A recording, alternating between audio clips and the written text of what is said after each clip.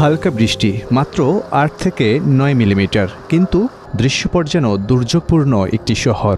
হাঁটু সমান পানি, ভাসমান রিকশা, স্কুলগামী শিশুর কান্না, দিশেহারা কর্মজীবী মানুষ।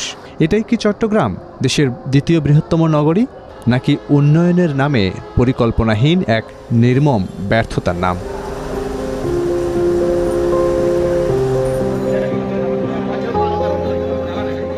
নগরীর যখন এমন দুর্দশা, তখন ১৮ ফেব্রুয়ারি রাতে চকবাজারের কাপাসগোলা ব্রিজ ঘাটে এক হৃদয় বিদারক দুর্ঘটনা ঘটে। একটি রিকশা পাশের নালায় পড়ে যায়। দুজন যাত্রী কোনো রকমে উঠে আসতে পারলেও স্রোতে ভেসে যায় ৭ মাসের শিশু।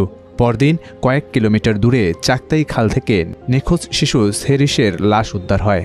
এটা কি শুধুই দুর্ঘটনা, নাকি ব্যবস্থাপনার ক্রমাগত অবনতি? এমন প্রশ্ন সচেতন নাগরিক মহলের। শিশু সেরিসের মৃত্যু আরও একবার মনে করিয়ে দেয় এই নগরী কতটা অরক্ষিত, কতটা ঝুঁকিপূর্ণ।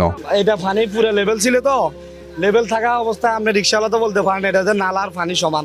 রিক্সাওয়ালা মনে করছে পুরাটাই রাস্তা, তখন রিক্সা যাইতেছে, তখন আপনার এদিক দিয়ে ঘোরার সময় নালার ভিতরে পড়ে গেছে আর কি।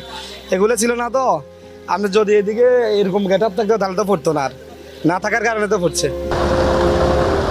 এই শহরে ভরা বর্ষা মানেই আতঙ্ক, খাল নালা মানেই মৃত্যুর ফাঁদ। প্রতি বছর এই শহর গিলে খায় কত স্বপ্ন, কত জীবন, অথচ প্রতিশ্রুতি আর প্রকল্পের অভাব নেই।